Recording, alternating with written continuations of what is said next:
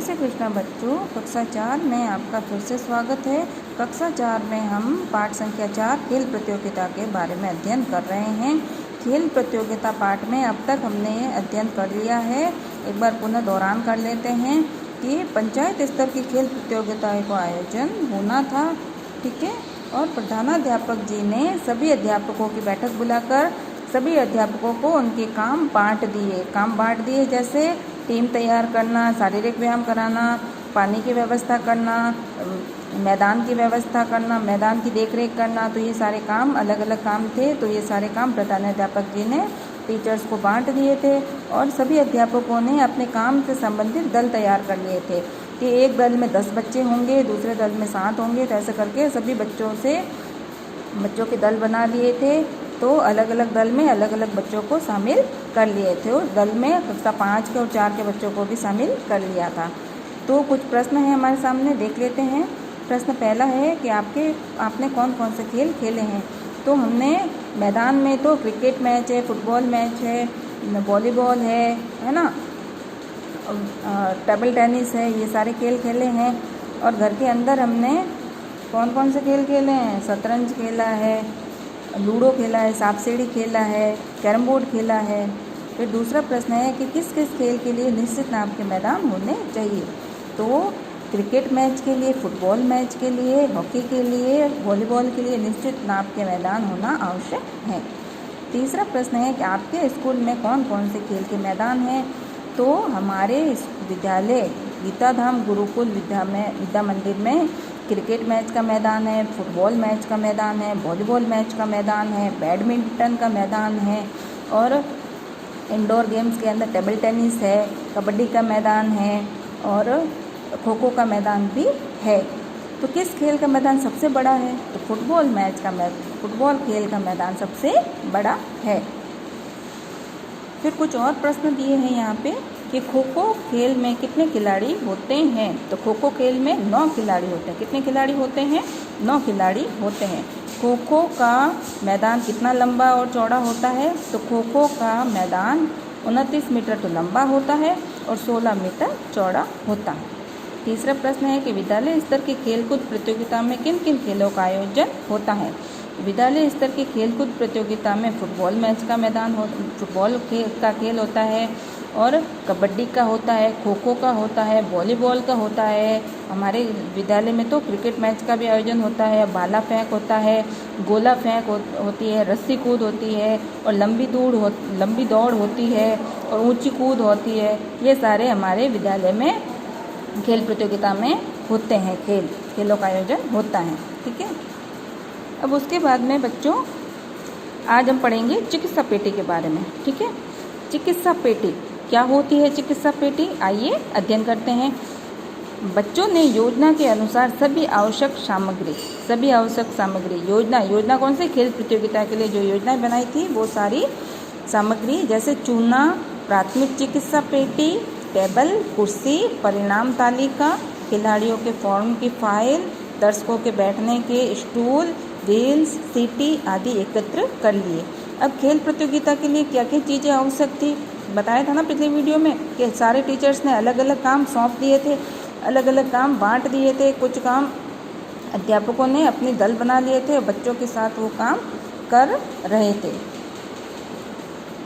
तो बच्चों ने योजना के अनुसार सभी आवश्यक सामग्री, जैसे चूना, प्राथमिक चिकित्सा पेटी, है ना, चूने से बाउंड्रीज बनाना, कबड्डी की और खो खो की ये बाउंड्रीज बना के उन्होंने, क्योंकि कबड्डी वगैरह खेलते हैं तो पॉइंट्स के लिए खिलाड़ी जाता है तो वो खिलाड़ी के पैरों से चूने की पट्टी मिट जाती है, तो उसको वापस चूने से पट्टी बनाने के काम आती है, लाइंस बनाने के काम आता है चूना। फिर प्राथमिक चिकित्सा पेटी में अगर बच्चा चोटिल हो जाए तो उसे मरहम पट्टी के लिए दवाइयाँ वगैरह होती है। अब फिर चिकित्सा पेटी में क्या क्या होता है इसके बारे में भी हम अध्ययन करेंगे। फिर टेबल कुर्सी मेहमानों के व्यवस्था के लिए भी होता है और जो रेफरी होता है, जो निर्णायक होता है, उनके लिए भी टेबल कुर्सी की व्यवस्था होती है। परिणाम तालिका, अब किसने कितने अंक हासिल किए हैं उसके परिणाम तालिका रेफरीज के पास होती है, निर्णायक के पास होती है। खिलाड़ियों के फॉर्म की फाइल, सब खिलाड़ियों के फॉर्म भरे जाते हैं। सबसे पहले उनका वेट क्या है, उनकी हाइट क्या है, वो किसी बीमारी से ग्रसित तो नहीं है, अगर बीमार है, अस्थमा वगैरह है तो उसे खेल में शामिल नहीं किया जाता है, उसका वेट कितना है, उसकी हाइट कितनी, ये सारे फॉर्म में कौन से स्कूल से आया है, नाम क्या है, उम्र क्या है, तो वो सारे फॉर्म की फाइल वहाँ रखी होती है टेबल पे। दर्शकों के बैठने के स्टूल, व्हील्स, दर्शकों के लिए भी अलग से व्यवस्था होती है, स्टूल की, व्हील्स आदि की, और सीटी रेफरी के लिए चाहिए होती है, आदि एकत्र कर लिए। फिर पीने के पानी की व्यवस्था भी कर ली। और जो दूर दूर से लोग आते हैं, है ना, अगर गर्मी का मौसम है, सर्दी का मौसम है, पानी तो चाहिए होता है ना, तो पीने के पानी की व्यवस्था भी बच्चों ने कर ली थी। जगह जगह बाल्टियाँ भर के रख दी थी, टंकियाँ भर के रख दी थी, है ना, ठंडा पानी पीने के लिए रख दिया था जगह जगह पे। बच्चों के दल को 2 दलों के अनुसार 2 भागों में बांटा गया।